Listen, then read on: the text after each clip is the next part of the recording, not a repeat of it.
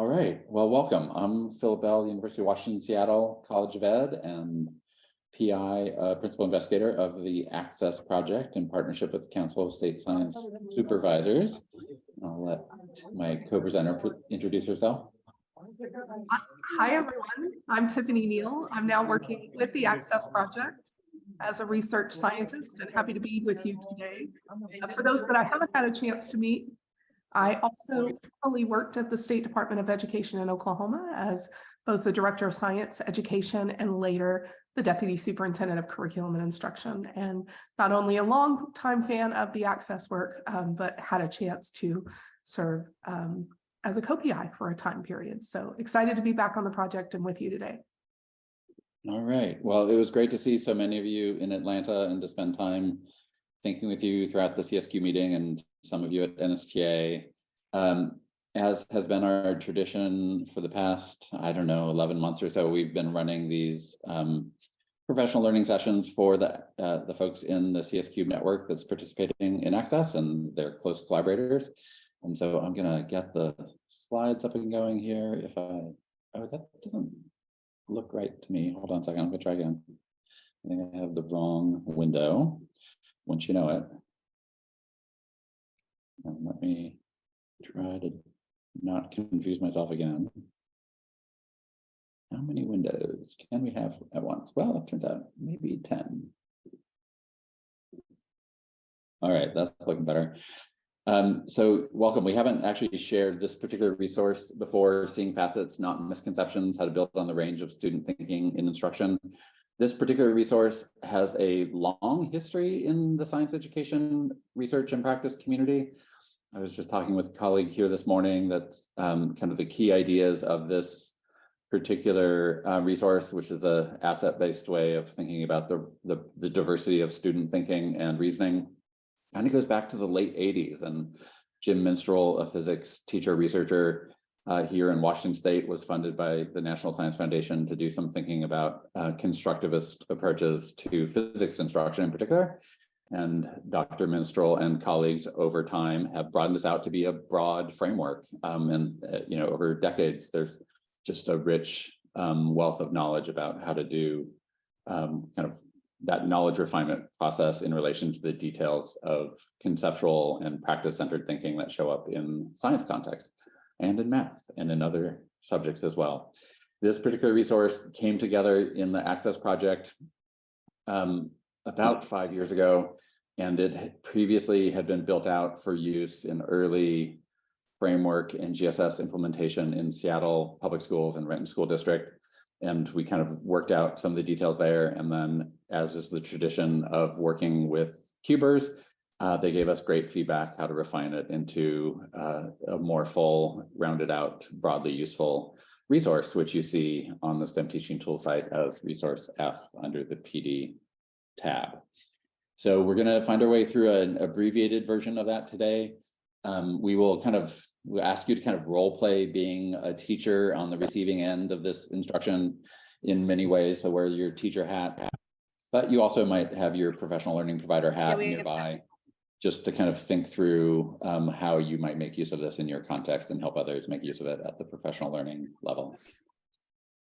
The workshop will prepare you to do a number of different things. It's centered around analyzing cognitive formative assessments and how to use those to surface the range of student thinking about science topics and concepts that are part of instruction, how to then guide instruction based on that diversity of student ideas in ways that are practical and specific, and more generally can help you think about designing and using classroom formative assessment tasks to support kind of equitable 3D instruction across the curriculum. So it's kind of like this additional layer of thinking about the range of student thinking that may not be in the curriculum materials, but is a really powerful layer for guiding instruction in ways that deepen understanding and engagement in the practices.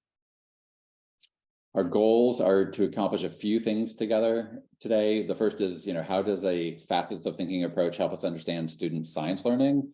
So we'll kind of do some work to both define that a bit and show examples of that, and then we'll actually look at student work to analyze that in some student work that we've captured from the Seattle Renton work. We'll then think about how can we learn to appreciate that range of thinking in ways in which students make sense of their natural world and come to see it in more generative ways as part of their knowledge refinement process. And then how can we use these assessment tasks that attend to this diversity of student ideas as a third goal? Like, how is this a general framework that we might use across a range of different approaches to formative assessment? I'll turn it over to my colleague. Thank you, Phil. So I'm just going to say, I think we have maybe a few people that could help us out by putting their Zoom on mute for us. I think we're getting a little feedback, so thanks for that. So in order to explore a facets approach to student thinking, we want to start with a view of learning as knowledge refinement. This begins with recognizing, as we see on the screen, that students have often been viewed as holding flawed ideas that are strong held that interfere with learning, and that instruction must confront or replace those flawed ideas. As the authors on the screen argue, that this view overemphasizes the discontinuity between students and expert scientists and mathematicians. It also conflicts with the basic premise of constructivism that students build more advanced knowledge from prior understandings. So as we will see on the next slide and get a chance to think about, we're going to look at an example from a middle school classroom of students who are thinking about how strawberries will decompose over time in a Ziploc bag. And what you'll see on the screen here in figure 2 in this example are two possible teacher responses to those student ways of thinking. We'd like you to take a moment to read through the scenario on the screen and the two teacher responses. And in the chat box, whenever you have had a chance to read through this, we'd like for you to think about, what do you notice and wonder about those two teacher responses and how their framing regarding student thinking might be different. So if you would, take a moment to read through the scenario on the screen and then utilize the chat box to share what you notice and wonder about those two teacher responses. And we'll just take a few minutes to do this.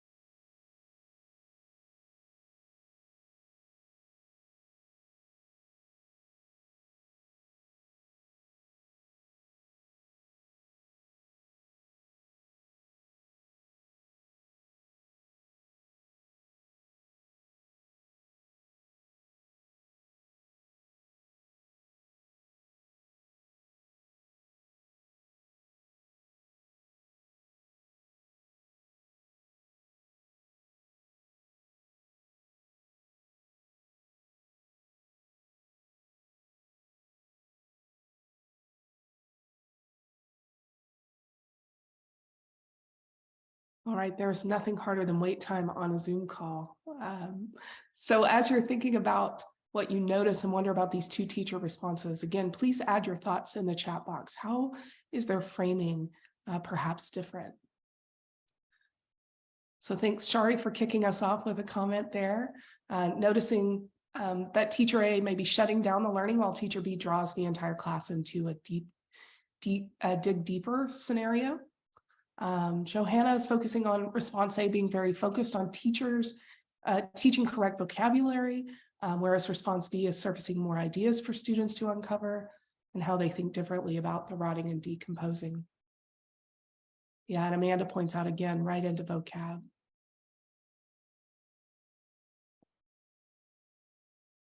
So we can probably already start to see that these two teachers have really different framing about the way they're thinking about student responses or student thinking. And you're probably already at a point where you are recognizing that they might take different approaches than to instruction as next steps. So as you continue to add your thoughts to the chat, we want to move to the next slide. And this wondering will really frame the emphasis of our time together today and specifically help us as we think through student facets of learning. So here's the question. What if we have misconceptions about student misconceptions? What if rather than simply viewing students' intuitive or partially scientific ideas as misconceptions, we viewed the diversity of student ideas as stepping stones to deeper understanding? And you can imagine with those two teacher framings, which one might have a view that we see on the screen. And I have to also just point out, the first time I heard this phrase, I think it was from Phil several years ago, it really stopped me for a moment to really consider how I, as a teacher, had thought about this for many, many years. And it certainly made me think of all of the times where I was almost waiting to help students and help them have the right answer or overcome what I saw as flawed thinking. So as we use this idea of what if we have misconceptions about misconceptions, we also want to just revisit the vision of the framework for K-12 science education. And the vision also focuses on knowledge as refinement as a central component of the NRC framework vision. The quote you see on the screen focuses on the modeling practice. And here we're talking about different forms of conceptual modeling and refinement over time. Here we see on page 59 that students will have more sophisticated types of models, and that should be increasing in those sophistication of the models over grade levels. The quality of student developed models will be highly dependent on prior knowledge and skill, and also on the student's understanding of the system being modeled. So here, the students should be expected to refine their models as their understanding develops. Again, aligning with that idea of building upon ideas and ways of thinking over time. I'll turn it over to Phil for our next part. Yeah, fabulous. Yeah, so really kind of pushing back from the acquisition of new content kind of frame to a refinement of understanding frame. So like, as we kind of think about this particular shift in stance as educators and as learners, this is, one way to like deeply understand the role of cognitive formative assessment within learning communities. So this is a batch of student work that came from the Seattle middle school context, tied to a curriculum adaptation project that this Facets approach was originally used for. And we'll be looking at examples of this work a little bit later in the session today. The broad project here is really to center formative assessment constructively in that generative way throughout instruction. So we will say in the slides that formative assessment is central to the learning process. The social nature of learning and all expertise development is very much dependent on having others with more expertise and knowledge than we do to help us refine and focus our knowledge and practices. Like, it's a much more general cognitive and cultural process. But we in education and instruction frame that as formative assessment. So if you are familiar with the ACESSE resources, we kind of separate out cognitive formative assessment from cultural formative assessment. If you're interested in cultural formative assessment, I'd point you to ACESSE Resource C on the PD page of STEM teaching tools. Today, we're focused on cognitive formative assessment that attends to this social nature of learning I was just describing, and provides resources to instructors, to learners, to assess kind of students' concepts and practices as they participate in that refinement of their knowledge towards increasingly sophisticated practices common to disciplinary experts. So you can think about engaging in modeling of the strawberry situation over time as this goal to be developing, the right formative assessments that allow students to both self-reflect and for others in that learning community to help them refine their concepts and practices for modeling strawberries decomposing. So that is kind of where we're headed. We're going to do a little bit of a small group discussion before we kind of open up the facet approach to cognitive formative assessment. And just in the chat, if you'll kind of role play either being a teacher out in the spaces in which you serve or what you've seen as you collaborate with folks in your communities. How are you actually seeing assessment unfolding to support student understanding of concepts as they engage in the science and engineering practices? And what are different approaches you're aware of out in the world that you're just witnessing? And then we'll kind of dial in a facet-based image of that that may or may not line up with what you're already seeing. So we'll just take a couple of minutes and let people share how they see assessment showing up out in the world, and then we'll go from there.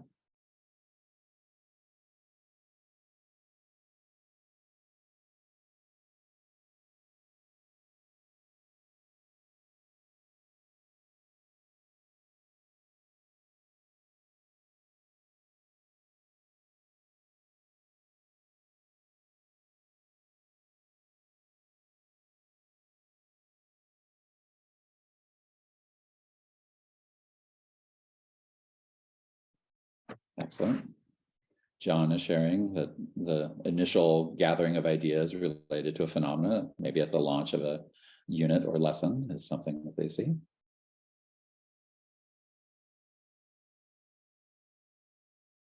So a prompt from Sharon about like how our ideas change over time within the learning community, or how particular ideas change.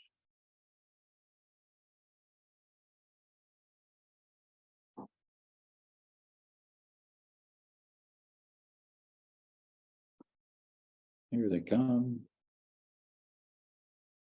More open-ended questioning, 3D tasks in place of traditional assessments. I kind of want to hear a little bit about what traditional assessments look like in practice.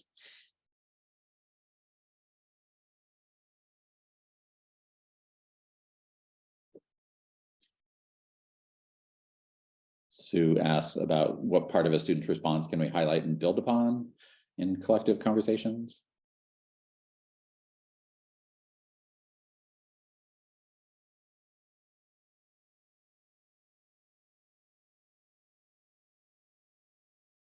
All right.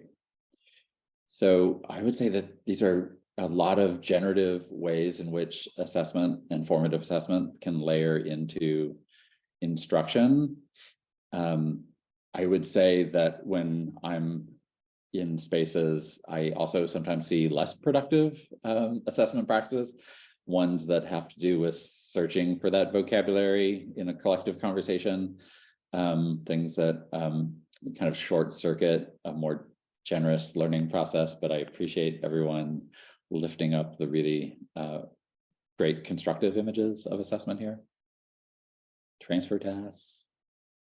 Excellent, showing how kids' ideas can show up across different kinds of situations, which is a fundamental part of developing expert knowledge.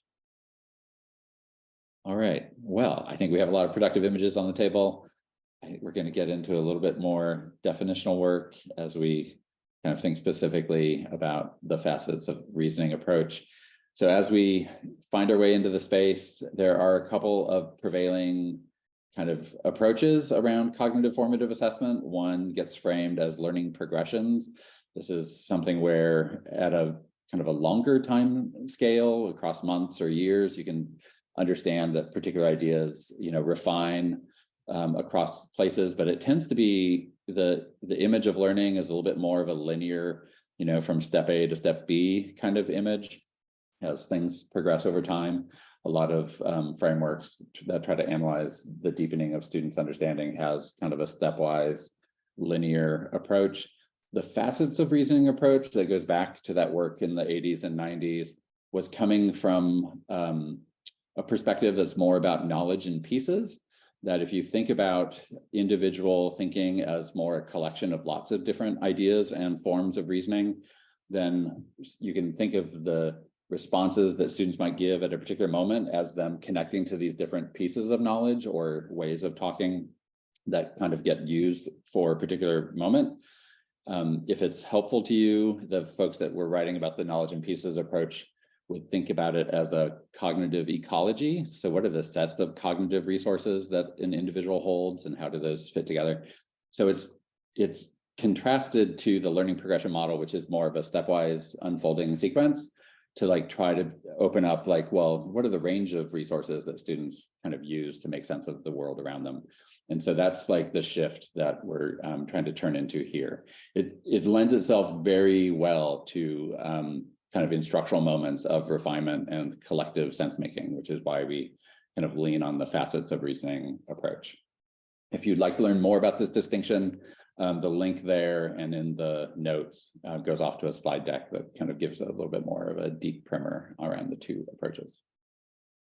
So as we take up a facets of student learning approach, it turns into this idea that there's a diverse range of science-related ideas and ways of knowing that students bring into the classroom moment. Some are more productive than others, and we'll talk about that in the examples. So like, you know, there is a diversity of thinking, and some are kind of easier to build on than others. There's actually quite a bit of research that in the conceptual change literature documented the variety of those systems of thinking and ways of knowing. And so we get to like build on that research as we can, but we also need to figure out like what's showing up in our particular context.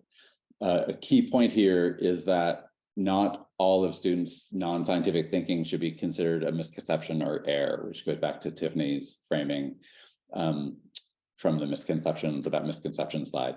Some ideas can be powerful stepping stones towards a deeper idea.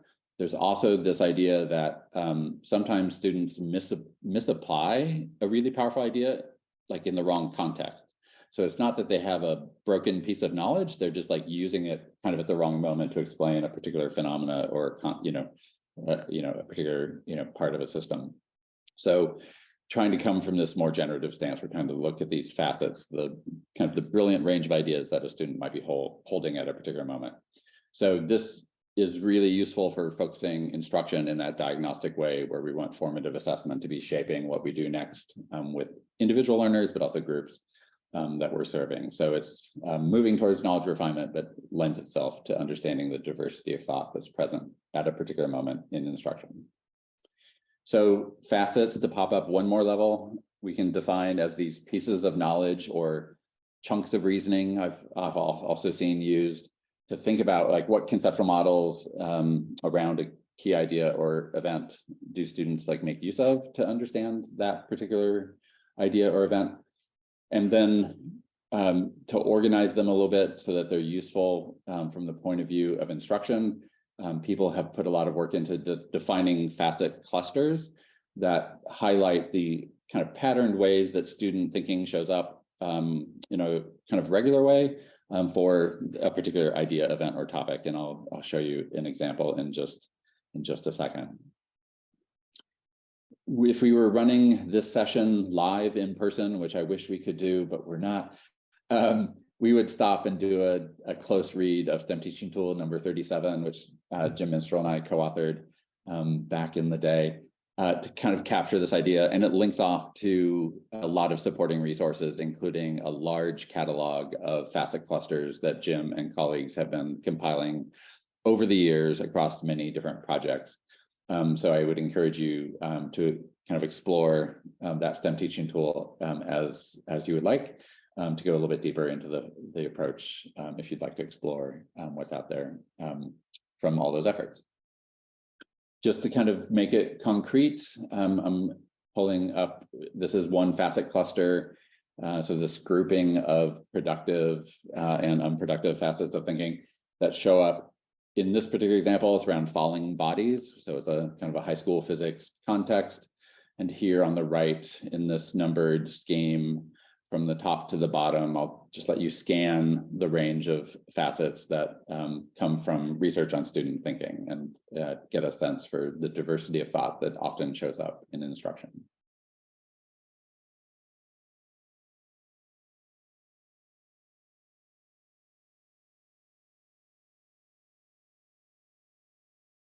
So in this kind of scheme, like the more productive, scientifically correct ideas are at the top of the list, and the less productive ideas are at the bottom, and then there's a range of different ideas in the middle.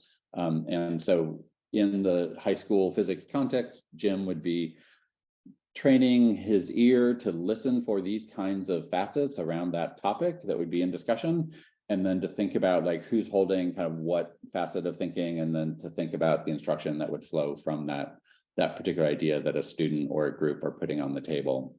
So there are dozens and dozens of these clusters, and that is linked off in that STEM teaching tool that I pointed to, just to kind of give you a sense of all the great work that you could build on in very specific ways. So in the formative assessment process, this is pulled from ACESSE Resource A. And so just to kind of do a worked example from a facets of thinking approach, this 3D learning performance is built out of 2 middle school PEs that are shown there at the bottom. So students are developing and using a model to provide a causal account of what happens when thermal energy is transferred from a pure substance. And so like that opens up into that next piece. This is actually related to the example, the middle school example I was showing earlier, and that we'll look at today. So this is the part of the formative assessment process where we're kind of clarifying the intended learning that's tied to a particular lesson. So we can kind of think about what evidence might help us understand whether or not students are understanding that particular learning goal. Here, the formative assessment that I was showcasing becomes a good way to kind of develop, make student thinking visible and to kind of open it up to understand what facets of thinking are in play. You see the drafted question with some multilingual support checkbox pieces that the faculty had built in. And then you see kind of one student response down below where there's a drawing highlighting what they think is what's happening when water vapor gathers on the mirror in a hot shower scenario.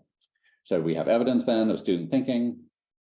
The middle school group within this particular context then had a batch of this student work to make sense of from their classrooms. So they started to identify the patterns of thinking, these like chunks of reasoning, these facets that were showing up across a set of responses. And they started developing a bit of an inventory of the range of thinking that was showing up. And then as a final step, they would then take that particular set of ideas that are active in instruction at this moment, and then think about the instructional responses that would help students push on and refine their ideas further. So I won't open up the details, but we'll get into this kind of example a little bit later today, and you'll be able to do this kind of thinking about, what would you do if a student said a particular thing about, hot molecules moving towards cold surfaces? Like what would your kind of instructional response be? So that kind of thinking. So within the flow of instruction, we kind of highlight, again, building on resource A, that you kind of want a coherent sequence of such assessments built in as checkpoints, especially around particularly tricky concepts or complicated ideas where you kind of want to make sure that students are understanding things before you move on in instruction. So you're, trying to do that diagnostic checking in kind of work.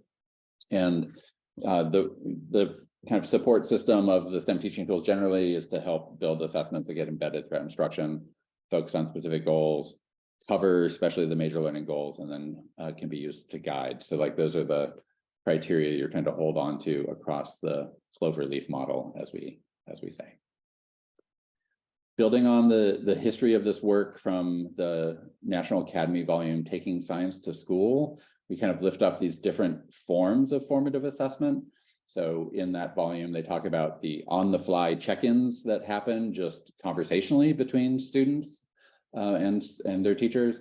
So that can be, the individual check-in with an individual or like a small group or a whole class. And then there's other kind of more orchestrated assessments that you can build. So exit tickets that check on ideas at the end of the day, a more detailed analysis of student work and performances, maybe as they share a group presentation of their model, kind of in a gallery walk kind of format, or short tests of conceptual understanding like we're seeing in that written example that's embedded in the slides here. There's a particular stance that comes out of the research literature around grading, which is that when you start to attach kind of high value grades to assessments, it changes the willingness of students to share their thinking deeply in a genuine way. And so students start restricting how they share or second guessing what they're sharing. And so the research literature is quite clear that formative assessments should not be graded, although of course it can be pragmatically necessary to do so in specific contexts, and we can talk a lot more about this. And this is a space where Johanna has been doing a ton of work in the ungrading mode. So if we want to sink into it, I would invite her into the conversation. She had a fabulous standing room only session at NSTA 2 weeks ago. the realization here is that it's for teachers to recognize that actually the act of grading can negatively impact how students share their thinking and how that knowledge refinement process goes altogether. So trying to move away from that towards other systems like assigning students, points just simply for deeply sharing their thinking, or taking up ungrading as a practice in a more collaborative kind of approach with students are other deeper alternatives in that space. I should say that there was a lot of conversation with middle school science teachers about grading and formative assessments, and it's part of the time we live in, but it's a complicated discussion. All right, so also coming from the research literature, White and Fredrickson talk about actually it's very productive to think about formative assessment, not at the individual level, but more at the classroom learning community level. So you can see the broader patterns of thinking that are showing up kind of in a classroom setting. Obviously, like this needs to be a very manageable task for busy teachers who have lots of other demands on their time. We've supported a range of different strategies over time. One is to think through, through a particular exit ticket, what are the key aspects of that where you think a diversity of kids' ideas about a core concept show up, and then to do a kind of a quick sort of those responses at the end of the day, or a subset of student responses at the end of the day, just to get a sense of where different classes are at. So you can think about what instruction might look like tomorrow in that kind of actionable way. And obviously, this is like a deep equity dimension where whose knowledge is being refined towards what end in relation to how they'll be held accountable for that idea ultimately. And so like thinking through how to be attending to kind of the equity aspects of collective achievement, it becomes a key goal here, and attention in the space for sure. All right, we're going to do a little bit more thinking just around the equity pieces, and then we'll get into some back and forth with you about how you're reacting to these pieces. Many of you have seen me use this quote before, that the most important thing is to keep the most important thing the most important thing. Donald Caduto is a designer, and often in design, the most important thing falls off the table as you get into the complicated work. And for us, as we think about implementing the framework vision, keeping equity centered in the work is a vital thing that we need to keep working to center in our shared learning and activities.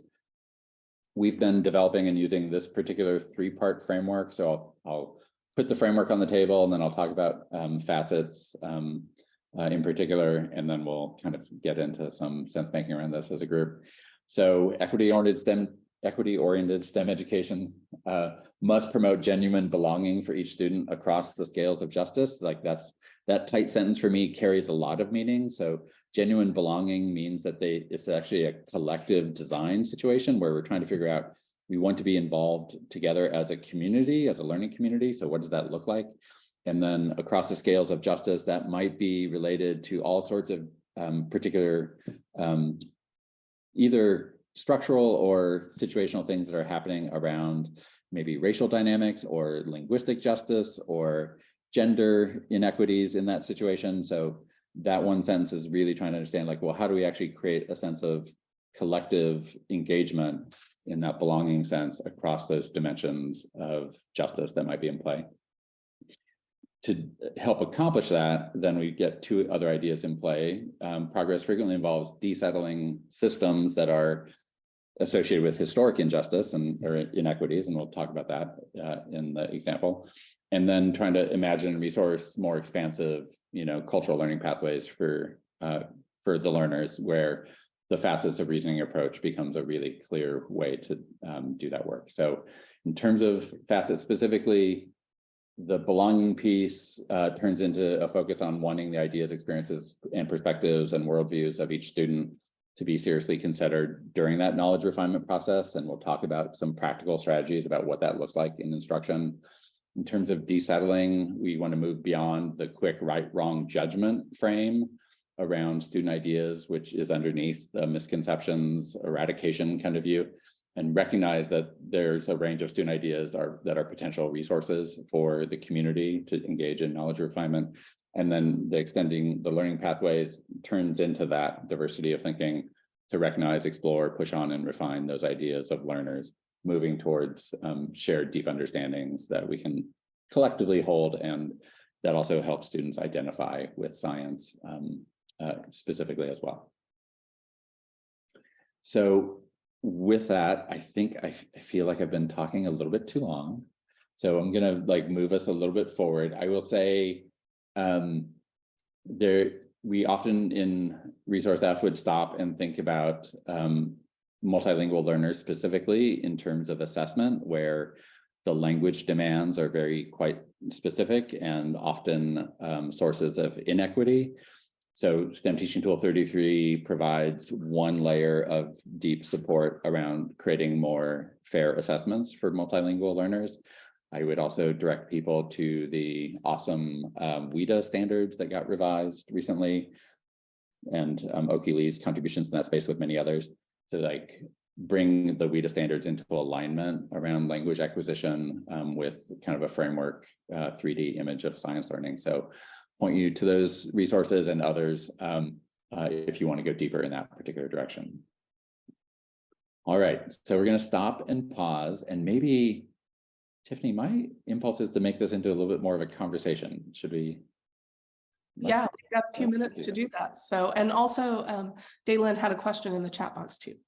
Okay, I'll look at the chat box, and I'm going to stop sharing for a minute, and we'll let people unmute and pose questions and reactions as you would want to kind of react to that content we were just getting on the table. The prompt, I don't have it handy. I think maybe Corey can drop it into the chat real quick. And yeah, I would say feel free to unmute and or put it in the chat box. And thanks, Corey, for putting it in the chat, the question or the reflection questions in the chat. How are some of the ideas that Phil put on the table similar to what either ways you're already thinking or ways you already work with teachers? And what questions do you have about any of these ideas?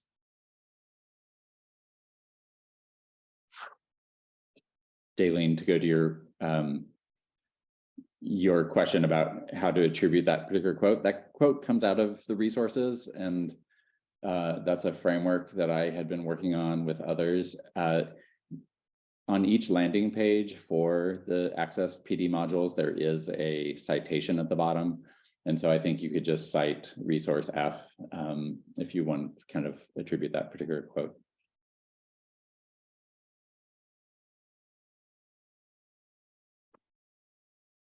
I'm in transit, so again, thanks for everyone's patience at the wheel. But I want to ask where I personally feel that formative assessment is the most bang for your buck. And I really am curious about your findings in your work and to maybe expand on that space a little bit more for us, if I can ask.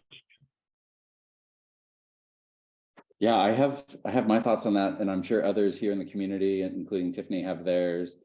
I would say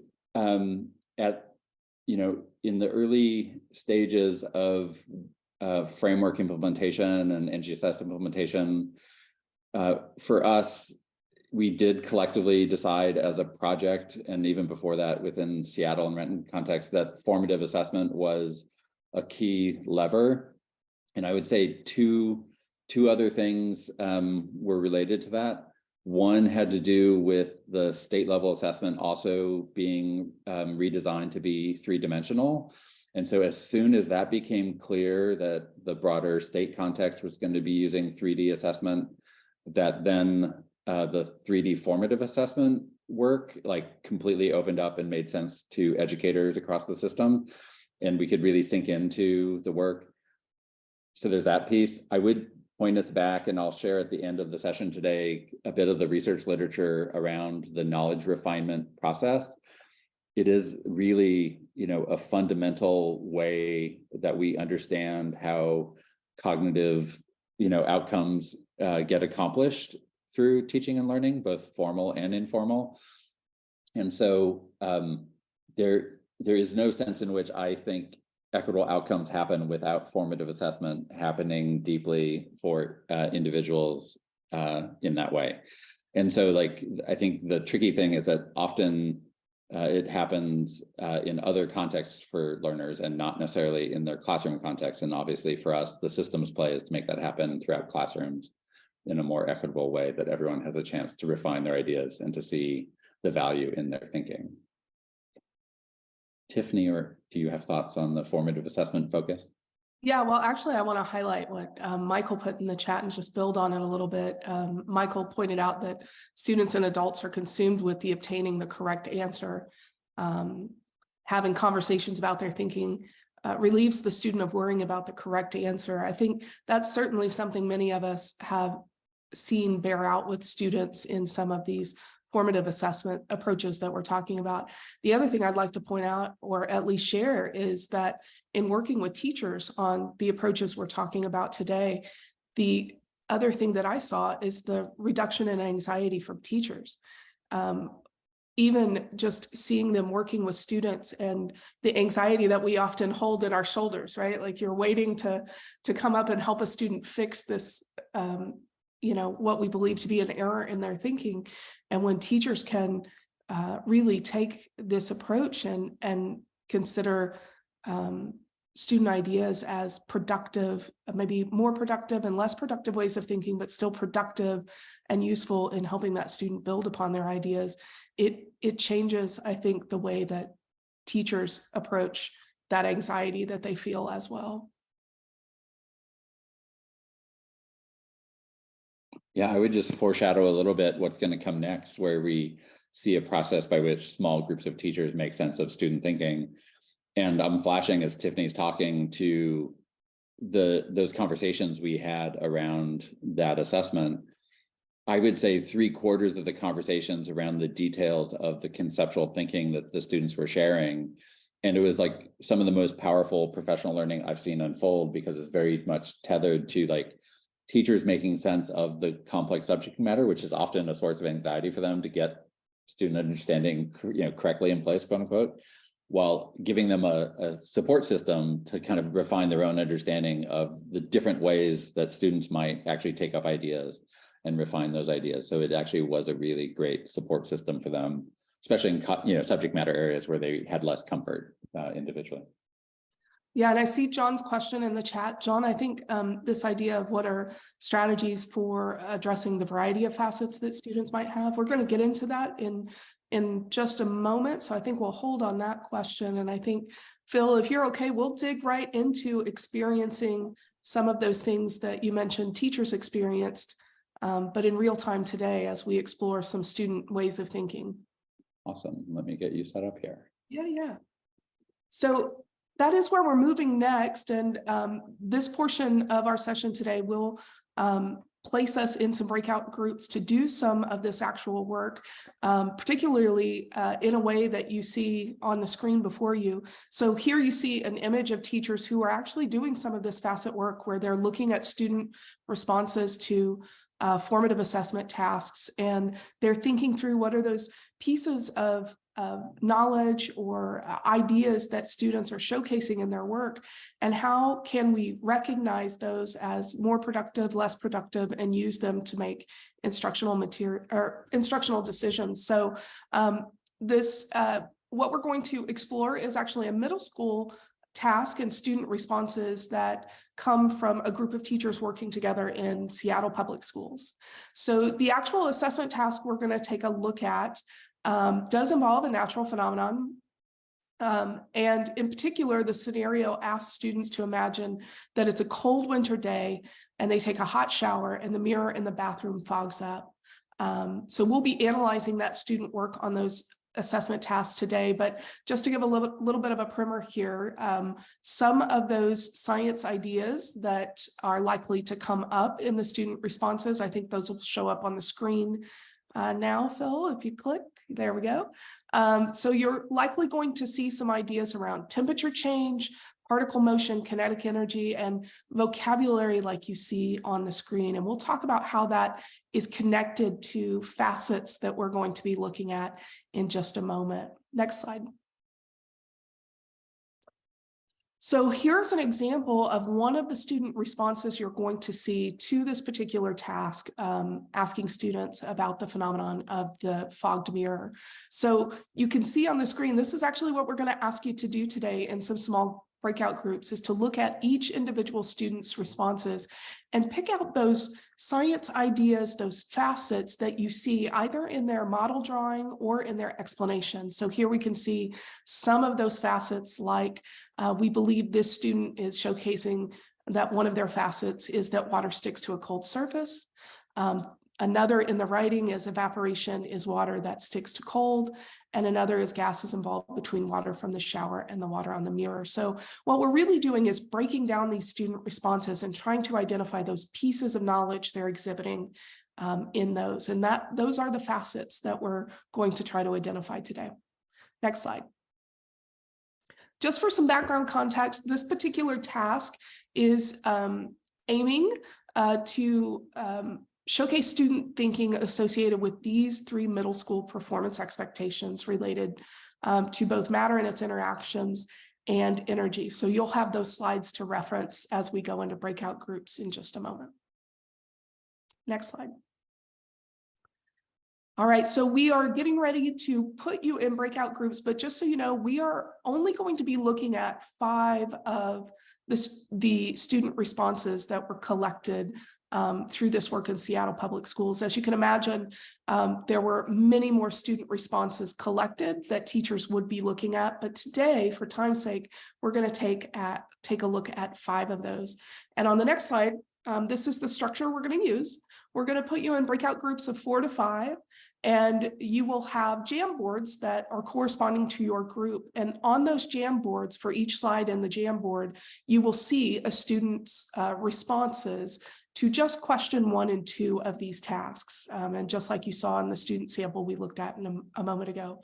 So we hope that in this time period that we have, that you will have a chance individually to look through 3 to 5 of the student responses and start to identify those facets using a sticky note approach, a virtual sticky note approach, to look at those. And when you go to the Jamboard, the very first slide gives you the instructions again, and also gets you started on the sticky noting process. So again, we want you to look at these individually at first. So spend about maybe 5 to 8 minutes now, and the remainder of your breakout time after you get a chance to do that individually, we're going to ask that then you have conversations about some of the things you're noticing. So it'd be good when you get in your breakout group to identify someone who's going to be your timekeeper, to bring you back from your individual work in the group to talk about some of the things you're noticing and seeing. So the key here is make sure 1 facet per sticky note. Also, Phil, I always love your reminders about the things we should keep in mind. So I think you should share some of those as folks are going through and doing their facet analysis. Yeah, so this is like where we try to disrupt some of what I think our broader culture might have kind of brought into our thinking about judging quickly as students share their thinking. So if we're trying to like move away from that right, wrong, quick judgment frame, like the reminder is like really adopting a generous interpretation to what they're saying. So like what Jim Minstrel would often say is like, so if a student who's working really hard to understand the instruction that we're doing in class was saying that, how can I understand that to be a sensible contribution to our sense making? Like, so you're really trying to like hold that generative stance. The second bullet there at the bottom is a little bit tricky because you're trying to get to the essence of the thinking, and students will say a particular facet in many different ways. So you kind of have to like try to understand, like, so how do they think it's working? Like, what's that conceptual model they have for like how, water vapor is turning into droplets on the mirror? Like, how can I infer like what the essence of their model is? And then try to name that, like, that's that second move.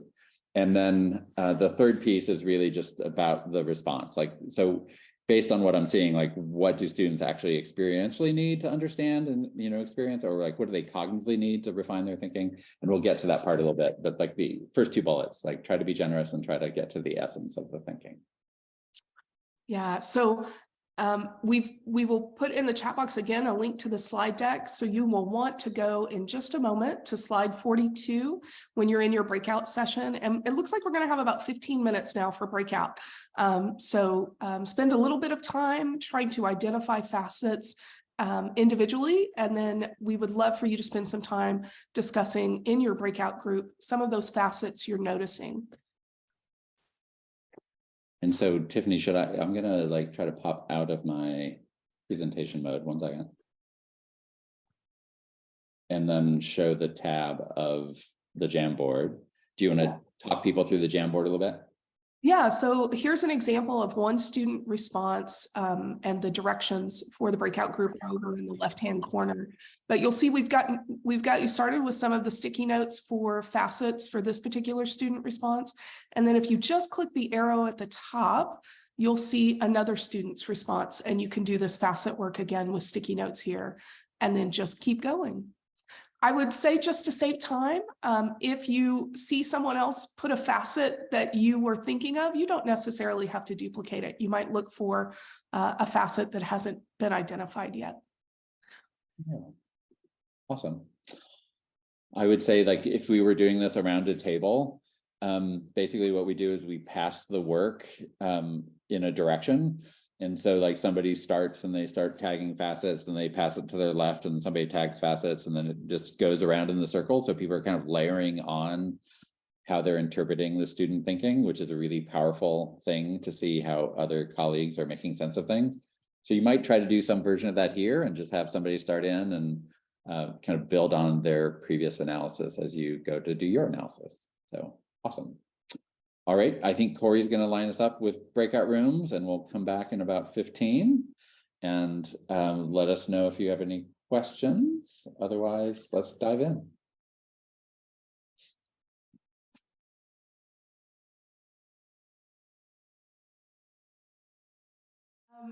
We would love for you to reflect on the question that you see on the screen now that you've had a chance to do some of this facet analysis and sticky note some facets to student responses. You can either put these comments in the chat or unmute, but we'd love to hear from you. What is the most surprising or interesting facet of student thinking that you found? What concerns or appreciations did you have about that specific student facet? So anything that stuck out to you regarding a student facet that you identified or that you talked about. We'd love to hear from you.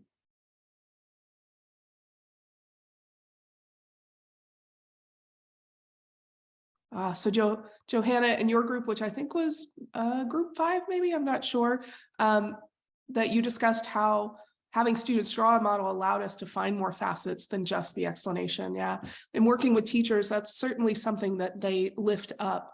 That oftentimes students will share more in their drawings. Also, we didn't share this beforehand, but the student responses that you have do represent an array of students who are receiving additional services. So some students are receiving English language learner services and other special education services. And sometimes those drawings can help out.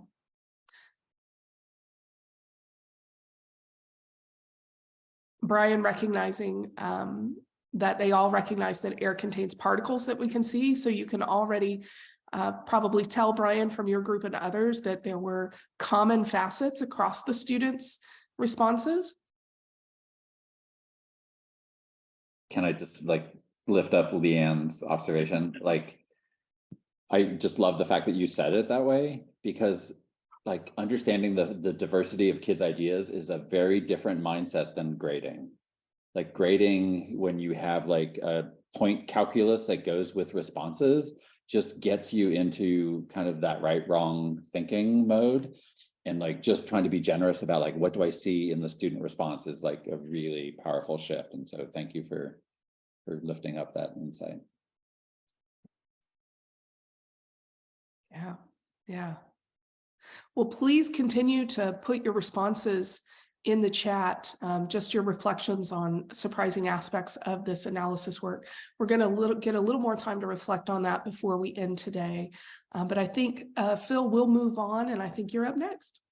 Yeah, I would encourage people to like look at the facets that other groups came up with as you have time. I think it was really great for us to see the different groups, sometimes bumping into the same ideas, but sometimes seeing different things in the responses or having questions. The other thing I'll just add, we were talking about how, if for any of you that have done qualitative research, basically what we were doing right there is a qualitative coding of text, which includes images. And so like, it's a really powerful way to start to create kind of a, you know, a typology of like what you see in a set of responses. And so it's a really good general practice, but it kind of just wanted to connect the dot to the qualitative coding practice that some of you might be familiar with. All right, so then as a group, how do teachers, and then students benefit from doing this work together in this professional learning kind of space? So here we see a slightly better picture of that particular image that's on the STEM teaching tool. Ambitious science teaching helps us hold on to some instructional pieces that relate to what we just experienced. That to work on students' ideas, thinking must be made visible and public somehow. And so like having some way in which you could do that facet analysis, or students to hear ideas in the public space, is an important piece. AST lifts up this idea that learners can't rediscover all theoretical science through their investigations. And so like there are important moments in where kind of ideas or processes get introduced, often by the teacher or sometimes instructional material. And then they lift up this important idea about the rules of the game. So like, I think this is where we often don't fully do knowledge refinement, because students don't know that that is the rule, kind of the epistemic rule of the game that we're moving towards or trying to like build into the community. And so like, what kind of knowledge work do they think we're doing together? And like that big shift towards knowledge refinement is what we're trying to make explicit and to model in our actions so that they know that that's how we want to learn together. And then the last point, that knowledge production in the classroom and in science is supported when theories and models are refined over time, which we've been underlining throughout the entire session, and that you get to more consistent and coherent explanations for the natural world phenomena when you do this kind of process. So as a group, the teachers were in a diagnostic formative assessment stance. And so here you see some partial rubrics that they were working on, where they had student work on the left, followed by facets that they were naming for this particular light occlusion phenomena. In the second column, they would normally then fill out concerns and appreciations, and we'll see different examples of that in a moment. And then they'll think through the instructional moves that would happen. So that's like the general format for the rubrics that were built. And the thing that's important to like underline is that teachers teaching the same curriculum then can actually crowdsource these kind of rubrics and share across their classroom. So it's really an additional kind of infrastructure for them to lean on, where they don't have to reinvent everything themselves, and it becomes part of the collective community process of making sense of the range of student thinking. So here we see the same light occlusion example, some different facets being lifted up by a different group. Concerns or appreciations about the particular facets would then, shape particular instructional responses that the teachers would, name as what they would do if that facet came up. Here's a plant respiration example. It's a little bit more elaborated, than the other two. So I kind of include it just to kind of give you a sense of like what it can look like for a more full version of that initial analysis of teachers coming together to make sense of the range of facets. And then what we did in this particular district context is that for the adopted units, then there was like a more polished facet-based rubric that got created and shared along with the instructional materials. So you can kind of see how it kind of refined over time.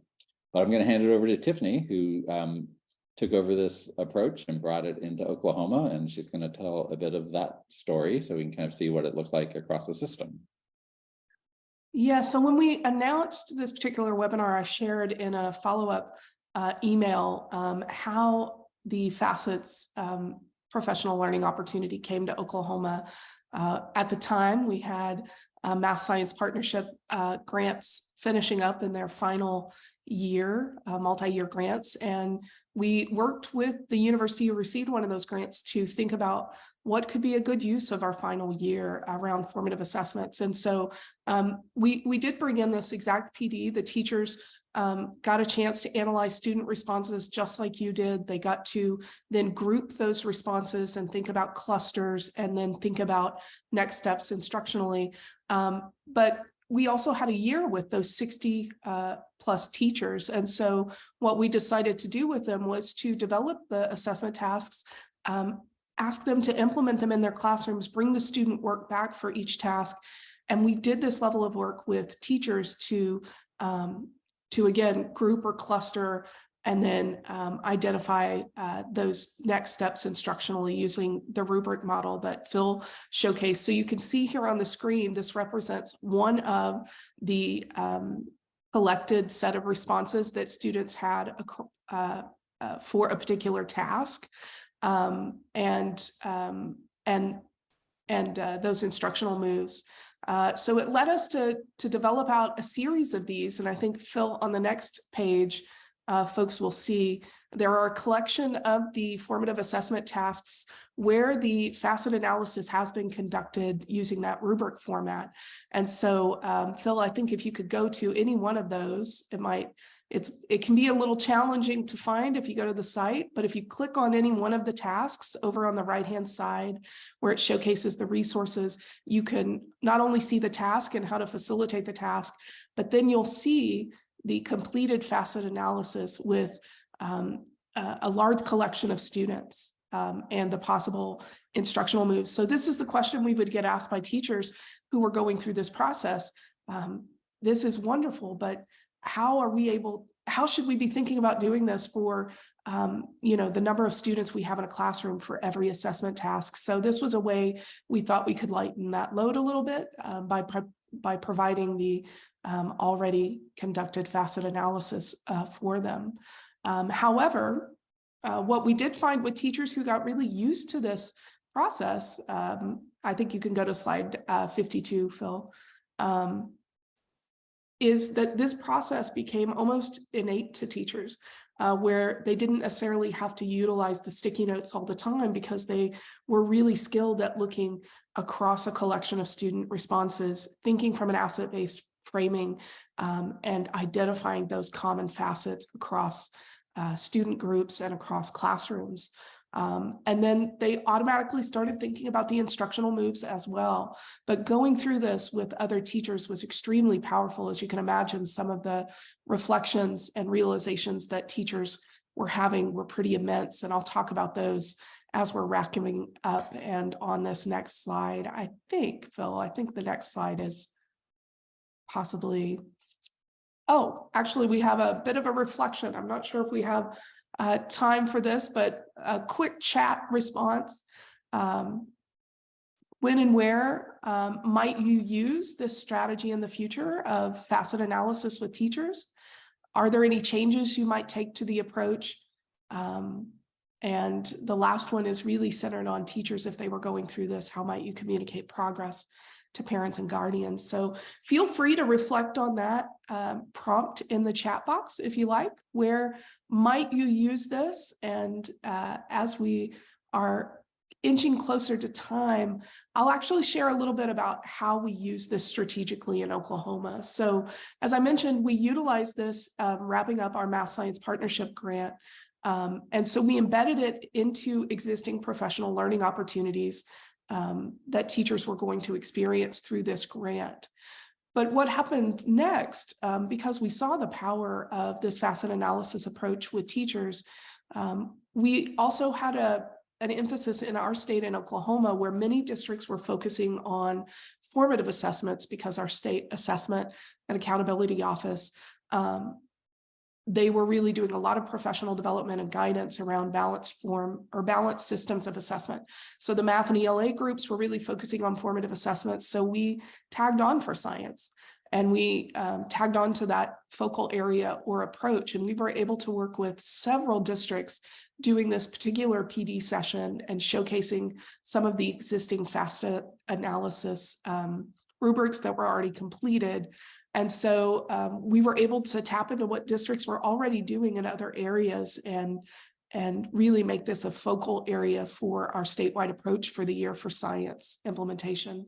So I mentioned that's the how of how we did this, but in many ways, the whys are are maybe more powerful to talk about. So one, we were early in our introduction to science educators around the state of the three-dimensional or the vision for 3D teaching and learning. And so this really allowed us to introduce that vision to folks. And it was connected to ways in which they wanted to approach student assessments to really gain student thinking. And so we could showcase that ways to do that were through modeling, through student discourse, through explanation of phenomenon, that you are much more likely to see student thinking with tasks that are phenomenon based and that are aligned to three-dimensional teaching and learning. So that was really wonderful to have this as a tool, because we didn't start from, we're here to talk to you about the vision of the framework or our standards. We started from a space of, we're here to work with you on quality formative assessments to help you understand student thinking and make instructional moves. But the last two bullets there, which I'll hit upon quickly, probably are the things that stick with me the most about this work that we did with teachers.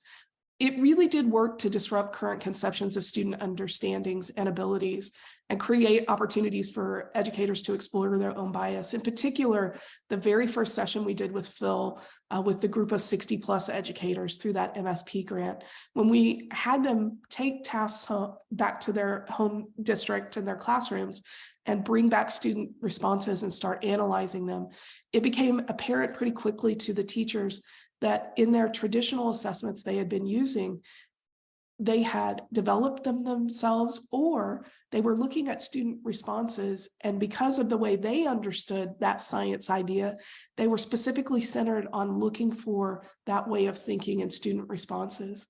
And this process really helped them see that there were very bright science ideas that students had, and those ideas came from their own personal background experiences that were different than the majority of our teachers, which happened to be white women. And they recognized that the way they were thinking about that particular phenomenon was because of their background experiences. And this allowed them to see students who weren't like them and didn't have their background experiences also had extremely valuable ideas. There may or may not have been some tears in the room from teachers thinking about how they had limited instructional opportunities for students because they had had a more narrow view of student success in school or thinking with assessments. So it really popped up some really phenomenal ways to disrupt some of that thinking for teachers in ways that did not, it was really natural for them to come up with those conclusions. So I just wanted to share a little bit of that. Happy to talk about that offline if you want to know more about how you can leverage ACESSE Resource F in your own local context. Yeah, so thank you, Tiffany. It was a powerful week when I was there, and then a year later to see what the community did with the approach was stunning, to be honest. I don't think I've ever seen that kind of scaled system approach around a resource like that.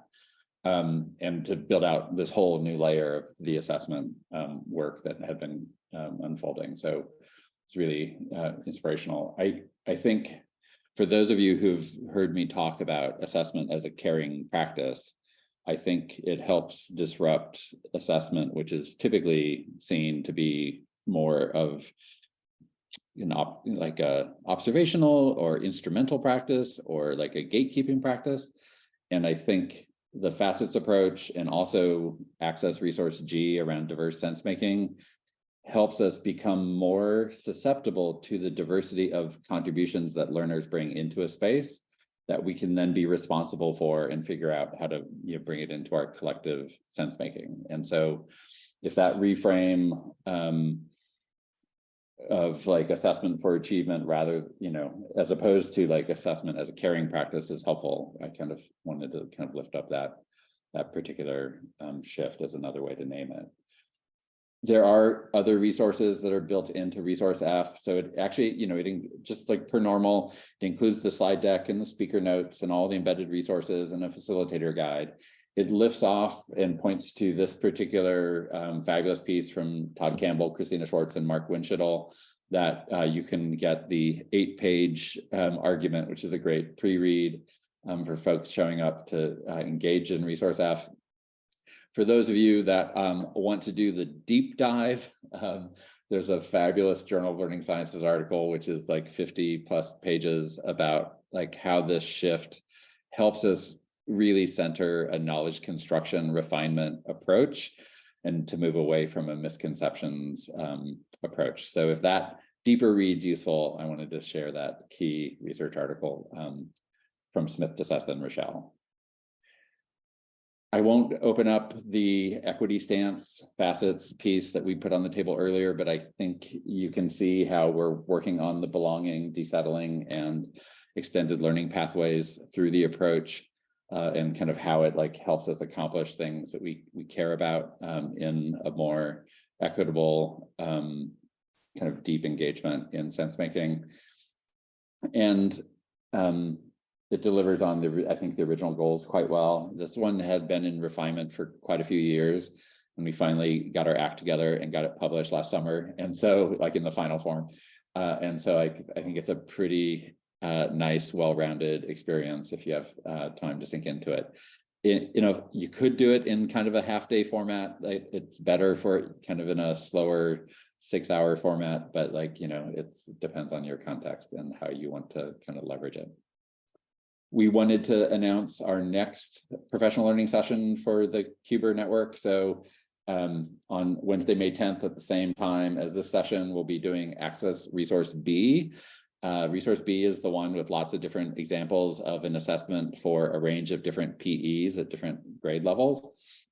I was just talking with Spencer Martin at NSTA, and he uses Resource B as his entree into 3D science learning. So, you know, NGSS 101 kind of sessions, because it just helps think about in very concrete terms, in a very bottom-up way, what it looks like to actually integrate across the 3 dimensions. And so he follows that up with Resource A, but like we'll do Resource B together when we're together on May 10th.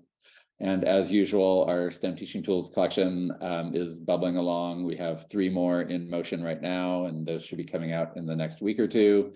And those are broadly, you know, usable and shareable, and you know, they're your taxpayer dollars hard at work, as I say. So please let us know if there are other ways we can help tune the collection. We are still on Twitter, kinda. So like, you know, we're having our reevaluation of social media, but like you can find us there. And the newsletter, if you aren't signed up, we send out the new resources to that list and don't use that for anything else. So it's a really great way just to stay on top of what's coming. So if you have a moment to help us think about how to refine this 90-minute experience we just shared today, we would love to hear that. We do take this feedback in around all the resources that get used out in the world. So it's kind of just that improvement cycle. And I think that's it. So I just want to thank you all for showing up today. I know it's a lot to like build one more thing into your schedule, and I'm so appreciative that you joined us today. And I hope the rest of the transition to spring goes really well for everyone.